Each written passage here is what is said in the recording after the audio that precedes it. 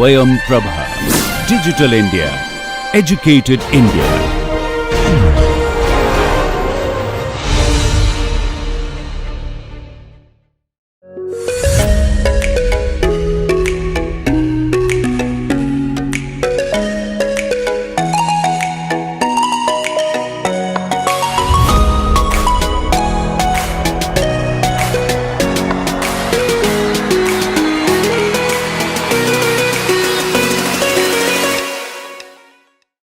Hello everyone and welcome to this Geographic Information Systems course, and today we will continue on the discussion about various techniques to generate digital elevation models. So, two parts we have already completed. Now this is the last part about the digital elevation model generation. In this one, as you know that we have discussed how to generate digital elevation model using stereo pairs, and that is in implying photogrammetric techniques. I gave examples of spot or cartosat satellites also, completely remote sensing based method. Another method also is the radar pairs or in implying SAR interferometry. Though SAR interferometry itself has become a big subject, but from our course point of view, I very briefly discuss about this. And then also I discussed about the LiDAR technology, which is again remote sensing based technology. And now we are in this discussion, we are going to focus on how we can exploit thermal infrared data, especially of a hilly terrain, for generation of a digital elevation model. Why specifically for hilly terrain? As you know that ground surveys are relatively easily possible in areas which are plain. But ground surveys, field based surveys in hilly terrain are really challenging, very difficult, and sometimes many areas are completely inaccessible to humans. And therefore, generating a digital elevation model of a hilly terrain, for example like higher Himalayas, is very difficult. And therefore, this technique can really help us to exploit this thermal infrared data and the relationship which we are going to discuss to generate a digital elevation model. Relatively coarse resolution thermal infrared data is available from NOAA AVHRR data, and NOAA is the name of satellite. AVHRR is advanced very high resolution radiometer. This though it is in name it is said high resolution, but 30 years back that was definitely high resolution. But compared to today's what the data available, it is not really high resolution. It is 1 kilometer spatial resolution, but in a in an entire day it can cover the same terrain twice in a day, and that is very advantageous from that point of view. So though the resolution is less, but it can provide still good quality of data. And this is the satellite, or this is the sensor, NOAA AVHRR sensor is the most used data world over in the field of remote sensing. Because data since beginning has been free, and anyone can have their own satellite earth stations because data is in public domain or in direct broadcasting mode. So if you are having your own satellite earth station, you can directly get the data of your area and surrounding from this satellite.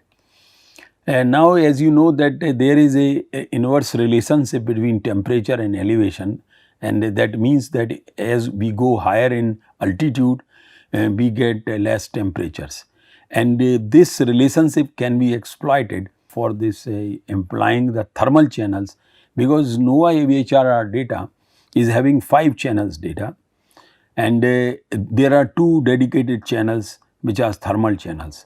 So those channels can be exploited to create a to find out this relationship, that is the inverse relation, and then same can be used.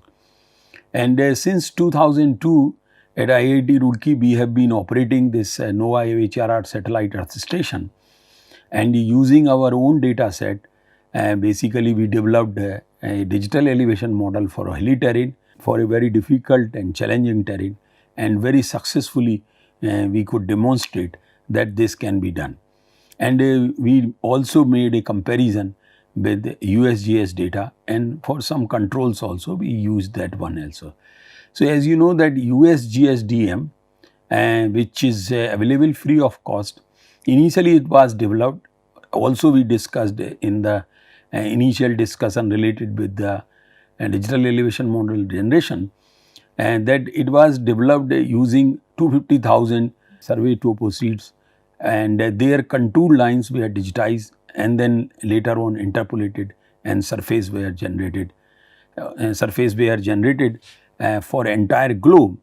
So, this is a global digital elevation model, but compared to today's what is available, it is again a coarse resolution 1 kilometer. But I would always insist that always it is not required for anyone to always go for high spatial resolution, either remote sensing data or digital elevation model.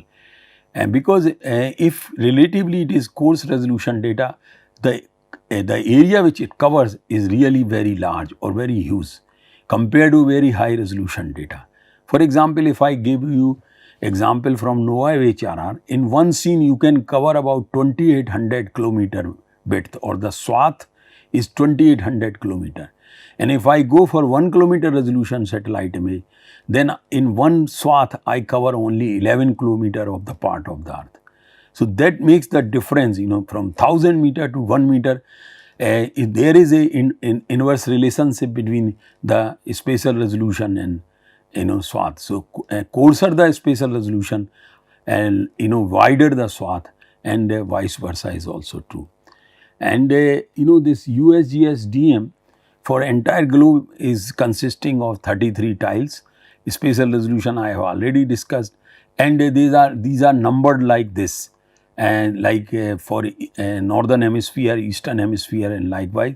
So, for India, this is east 60 degree, and that is the longitude, and north 40 degree, that is the latitude, and this is the corner coordinate for entire India tile. Now, if you see the specifications about NOAA HRR, as I have already said that the spatial resolution is about 1 kilometer, that is 1000 meters, and it depends where it is located, but nonetheless you can acquire at least 4 images per day, but the same time the same area can be visited at the same time at least once in a day, in a daytime and another in night time. Why night time it is possible? Because it has got the thermal channel, and these thermal channels can be exploited to generate digital elevation model, which is what we are going to see. So, what we need basically a cloud free nighttime thermal data. Now, if somebody is trying to generate a higher spatial resolution digital elevation model employing this thermal remote sensing technique, then there is a way also. And nowadays Landsat OLI series, that is Landsat 8, is also having thermal channel, and the data is available at 60 meter resolution. So, from 1000 meter you can come to 60 meter, and then still you can exploit it, this inverse relationship between altitude and temperature, and you can try to generate a digital elevation model at 60 meter resolution as well. Anyway, if we discuss the methodology part, so you require a cloud free nighttime scene. Why nighttime? Because solar heating differentiation is minimum in the night time, and luckily these satellites, they overpass in the early morning local time, maybe 2 o'clock or 3 o'clock. So, at that time the effect of differential solar heating is minimum, and therefore it is always good to go for nighttime thermal data. One may think that how in nighttime I will detect the clouds, because all channels in nighttime will not work, at least 2 visible channels of NOAA HRR. But there is a infrared channel and these 2 thermal infrared, and they are still operating, they will also record. So, employing the thermal infrared, the infrared channel, one can very well detect clouds. So, it is easy, it is not difficult to find out the nighttime cloud free scene from NOAA HRR data. However, when I gave this comparison with the Landsat, then acquiring nighttime Landsat data that is not available generally on their portals, but I am sure that if you make a special request to them, then it is possible to even acquire nighttime data from Landsat, because they are not acquiring the data, but satellite always overpass in night time in that area. So, it is surface temperature computation is done after acquisition of data. Now, digital elevation model of the same resolution, that is USGS topo resolution, and then of course, you require the same corresponding DM. Why it is required? Because we want to have some values about elevations, and especially the minimum value of that area and maximum elevation value of this area. And therefore, the best resource is a USGS DM, which we can definitely use just for having these two values for the area. And then of course, you require DM to image registration. So, that means you are working for the same geographic extent. If you want to see the results and compare with DM and image, you have to plot a scatter plot to find out a relationship, which I will show you, and then you can further study that AVHRR and DM generated from two different techniques.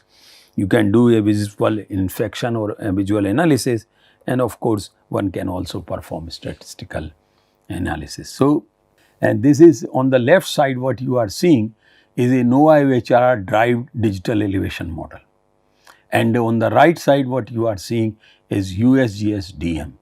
Both are having 1 kilometer resolution, as visually you would find that there is hardly any difference.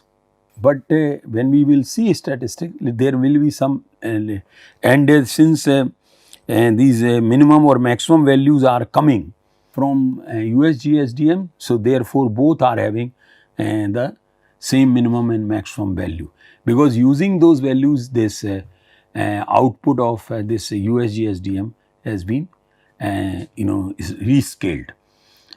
Now, as you visually you can see, there is hardly any difference, but when we plot a scatter plot, still we find that there is a very high correlation visually in this one. So, on one side you are having elevations derived from USGS, and other side you are having the brightness temperature derived from NOAA HRR data when you plot, and this is what you see. Also, for different elevation ranges, when you perform further analysis, you find that the histogram pattern is almost same. That means, in almost each elevation ranges, it is matching quite well with the USGS DM, as you can also see very carefully. Now, when we perform this correlation analysis, we find that of course, minimum maximum would be same, because USGS DM minimum maximum has been taken to rescale NOAA HRR DM. But a mean value here is a little higher than NOAA HRR, and same with standard deviation is relatively low, and this is higher in that sense.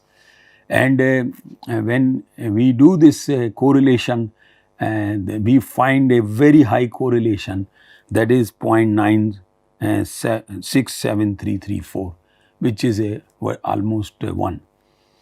So, it is having very high correlation with your NOAA HRR and USGS DM, and therefore, it proves that while employing thermal images of night time from any satellite, if we need just for the same area, we need a reference for two elevation values, that is minimum and maximum. Once those are there, we can rescale the entire thing and can generate a digital elevation model of very good quality.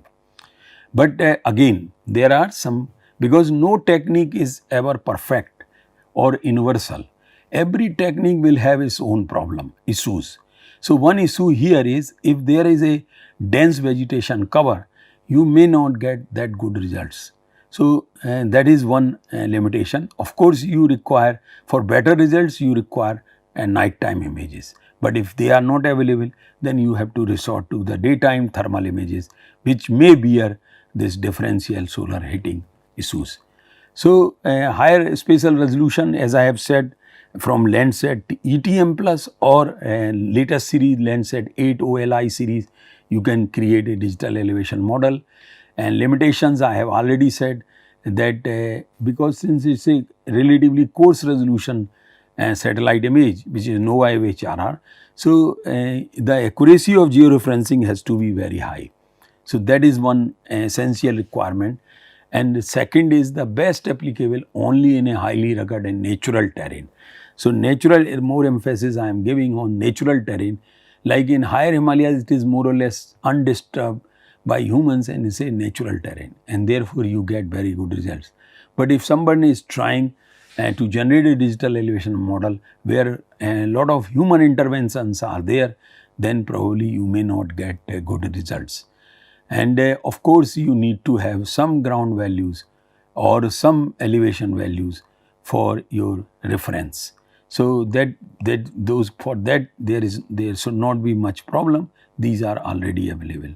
Now, the other thing is that the seam between two tiles in USGS DM may enhance the error part.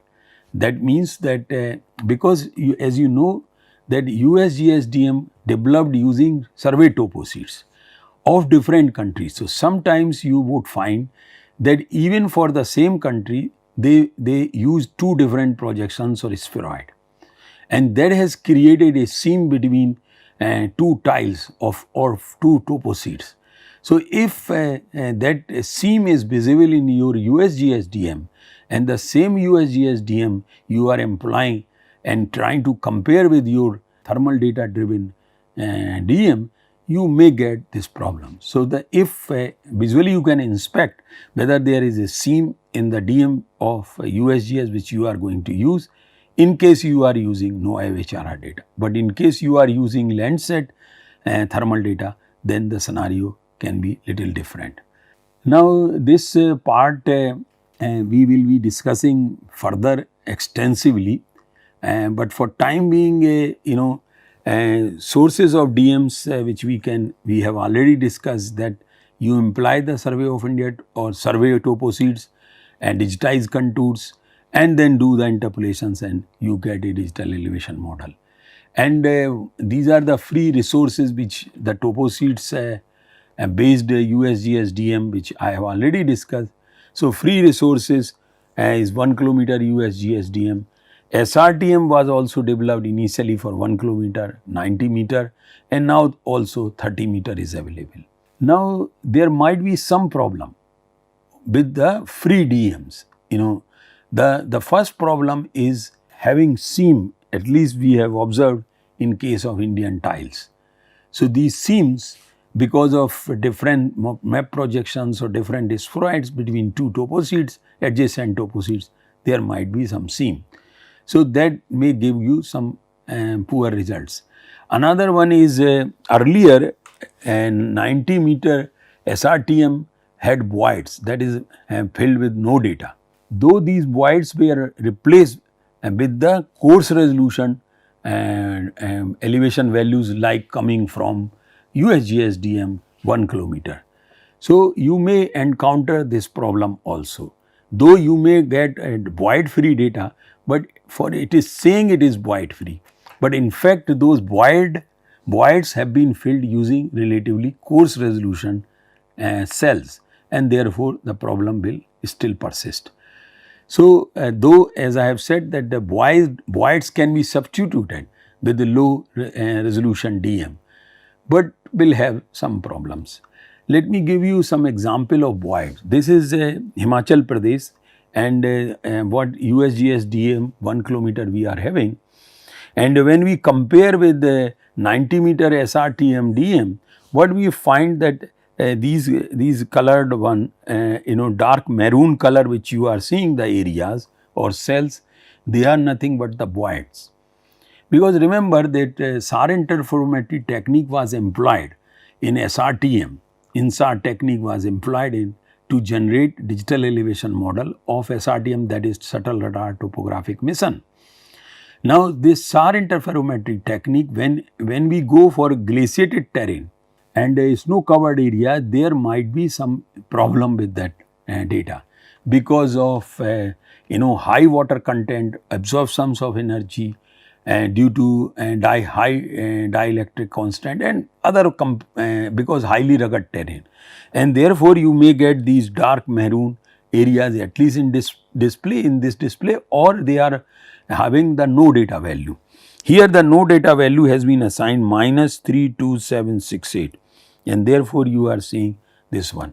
So employing this 1 kilometer USGS DM, and we have filled this one or replaced these no data values with the USGS DM 1 kilometer, and still you can create a digital elevation model at 90 meter resolution except for those void areas, and you do not see any void at this scale. But if you start zooming it, you may find some problems, like here what you are seeing USGS DM, the seam part which I was mentioning here. See this seam, it is very clearly seen here. So that means these are this area belongs to the two toposeeds, part of two toposeeds. SRTM DM 1 kilometer resolution, this DM has been used, or cells of this DM has been used to replace your that one of voids of 90 meter DM. So obviously because 90 meter DM is having much higher spatial resolution, and therefore it looks much better and informative than 1 kilometer resolution. So similarly, one more example about 90 meter, this is again corrected. Corrected means void filled DM which is there, but in plain areas the voids are very little, but in case of hilly areas sometimes you may encounter a lot of void. So nowadays already void free SRTM DMs are available not only at 1 kilometer 90 meter but also at 30 meter for entire globe. Now just in the summary, what I am bringing here is DM sources of different applications at different scales. Topographic based maps I have already discussed, and there are some solutions are available which can be used for flood modeling, landslide mapping, and for coastal mapping, other details and so on. So it depends on what scale you are going to work and what is going to be your target. Accordingly you can choose the scale, also accordingly you can choose the different spatial resolution. One important point here is that you are seeing two resolutions. One is horizontal, another one is vertical for resolutions. The reason is the least count in vertical scale generally is 1 meter, whereas spatial resolution, that is in the horizontal scale, that is X and Y. So X and Y may have a 30 meter spatial resolution, but the Z value may have least count of 1 meter. So there we can say that is having a vertical resolution is 1 meter, and therefore a DM generally is having two resolutions. One is spatial resolution, that is the horizontal one, another one is the vertical, which is about the height. So they generally there is a difference.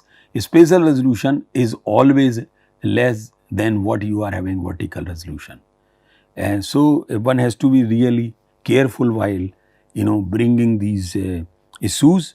And the rest of the techniques are there which are based on different techniques, and ground based radar, and like SRTM, Ester DEM. This is Ester is again stereo data based, which has been created for entire world, available free of cost at 30 meter resolution. Spot you can generate by your own, but this Ester GDM or global DM, world DM is available free of cost, and of course the Cartosat is also available at 30 meter resolution. So lot of digital elevation models derived, generated using employing different remote sensing techniques are now available at different resolutions, and many of them are also available at 30-meter resolution, like SRTM, like Ester GDM, like Cartosat. All are available at 30-meter resolution also. So, by this we are having lot of choices. Before you start using any digital elevation model or decide to use any digital elevation model, the best thing is to assess the quality, whether it is having good quality or not, and that we will be discussing in future lectures. And by employing those techniques, you can assess the quality of your DM of your area of interest and then employ for further analysis. So, with this I close this discussion. Thank you very much.